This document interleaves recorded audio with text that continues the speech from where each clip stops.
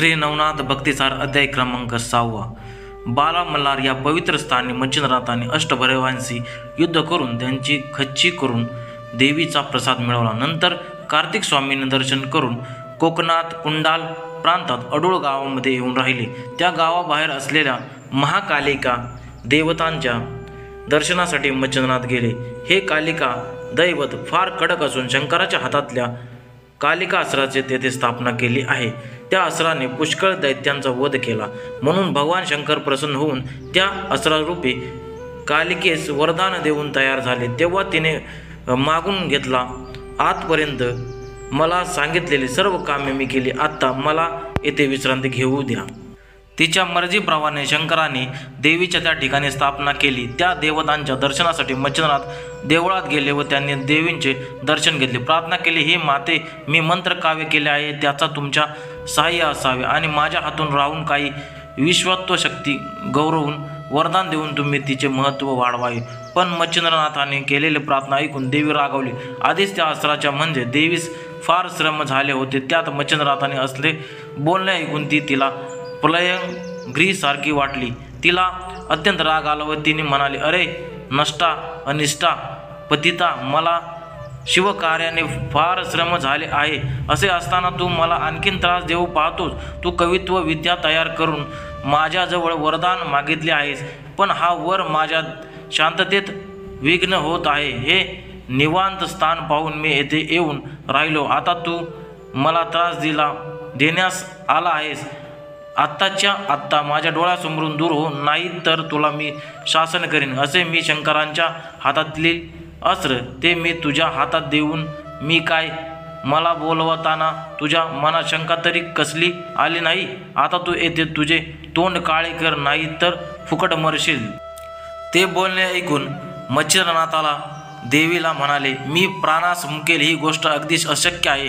सूर्यबिंब अगदी लहान असते, परंतु ते त्रिभुवन प्रकाश करते. त्याचप्रमाणे मी माझा प्रताप दाखवून तुला एका क्षणात जिंकील. त्यावर अंबा म्हणाली, हे भ्रष्टा, तू कान फाडून हातात कंकण घालून आणि कपाळाला सिंदूर भासून येथे आला आहेस, पण मी या धमकावलीला घाबरणार नाही. अरे तुझा जन्म मला ठाऊक आहे.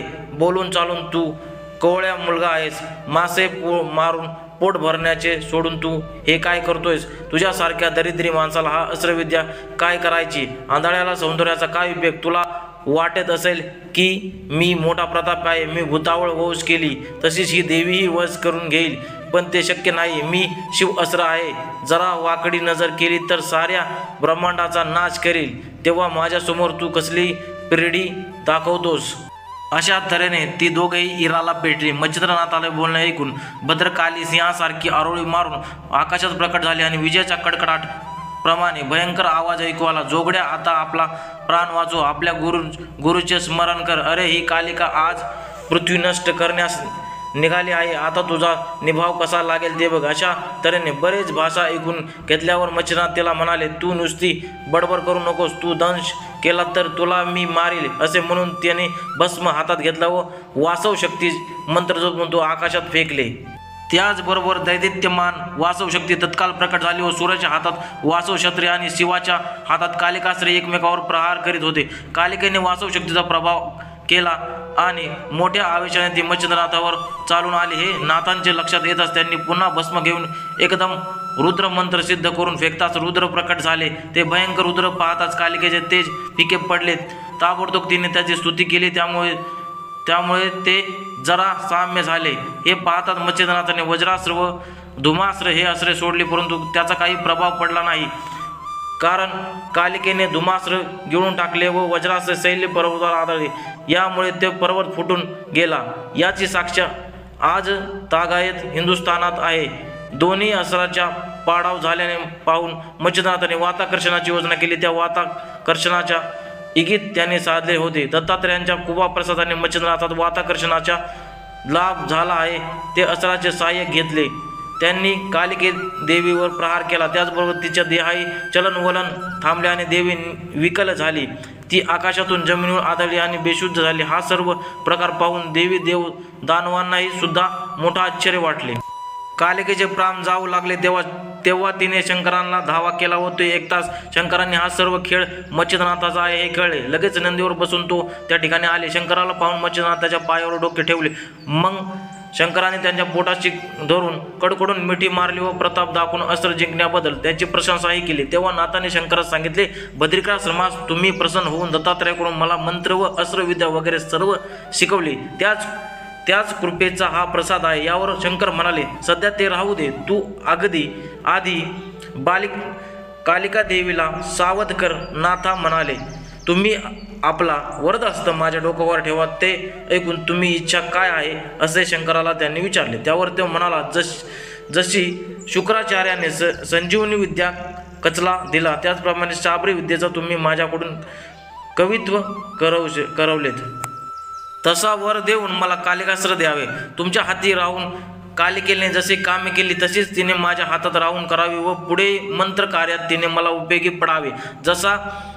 जर मला आपण वर द्याल तर त्या नित्य समाधानी वृत्तीने राहील. मच्छिंद्रनाथाने हे मागणे ऐकून शंकर म्हणाले, तू प्रथम कालिकेस उठव. तिला मी सर्वांशी तुझ्या स्वाधीन करीन आणि मीही तुझा सर्व प्रकारे मदत करीन अशी शपथ घेतली. मच्छिंद्रनाथ शंकराच्या पाया पडले व वाताकर्षण मंत्र घेऊन भस्म फेकून वाताकर्षण अस्त्र काढून घेतले. त्यामुळे देवी सावध होऊन उठून बसली व चोहीकडे पाहू लागले. तो शंकराने तिने पाहिले. मग चटकन उठून ती त्याच्या पाया पडली व तुम्ही मला जीवनदान दिले आहे असे म्हणून तिने त्याची स्तुती केली. मग शंकराने तिला म्हणाले, माझे एक तुझ्यापाशी मागणे आहे, तेवढे तू मला दे म्हणजे मी तुला एक नागरत्न देईल. देवीने शंकरांना त्याचा हेतू विचारला. तेव्हा शंकर म्हणाले, माझ्या हातून तू बरेच दिवस राहिलेस, पण आता तू जगाच्या कल्याणासाठी मच्छिंद्रनाथ सहाय्य करावे एवढे माझे मागणे आहे. शंकरांचे हे बोलणे ऐकून तिला हसू आले. ती म्हणाली, मी तुमच्या पायाची दासी आहे. तुमची ही आर्जवाची भाषा कशासाठी? मला तुमची आज्ञा मान्य आहे. जिकडे पाठवाल तिकडे मी जाईल. पण तिने मच्छिंद्रनाथाला बोलवले. ते येताच देवीने प्रेमभराने त्याला आलिंगन दिले व तुला सहाय्य करीन असे वचन देऊन त्याने समाधान केले. मच्छिंद्रनाथ व शंकर यांनी देवींचे तेथे 3 रात्र ठेवून घेतले व 4थ्या दिवशी देवीला विचारून शंकर कैलासाला व मच्छिंद्रनाथ गदा तीर्थाला हरिश्वराला निघून गेले. तर मित्रांनो, अध्याय क्रमांक तुमचा जो श्री नवनाथ भक्तीचा अध्याय क्रमांक 6 जो आहे तो या ठिकाणी समाप्त झाला आहे. या अध्यायातून तुम्हाला नवनवीन विचार तुमच्या मनामध्ये येतील.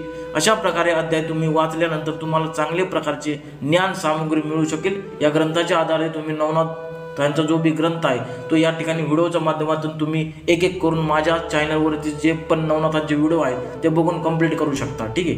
तर तुम्हाला अनेक प्रकारचे जे इन्फॉर्मेशन आहे नवनाथाबद्दल असेल, नवनाथांचे उद्देशबद्दल असेल, नवनाथ मंत्राबद्दल असेल, नवनाथ ग्रंथाबद्दल असेल, पारायणाबद्दल असेल, ते सगळे या व्हिडिओच्या माध्यमातून तुम्हाला समजून येईल. तर माझ्या चॅनलवरती तुम्ही नवीन असाल तर अशाच प्रकारचे नवनाथांचे सगळे तुम्हाला व्हिडिओ पाहायला मिळतील. तर नवीन असाल तर लाईक करा, शेअर करा, सबस्क्राईब करा आणि जास्तीत जास्त लोकांना ह्या व्हिडिओ पाठवा म्हणजे जास्तीत जास्त लोकांना ह्या व्हिडिओच्या माध्यमातून ज्ञान मिळू शकेल. तर मित्रांनो, जाताना तुम्हाला एकच सांगेन, अलख निरंजन आदेश.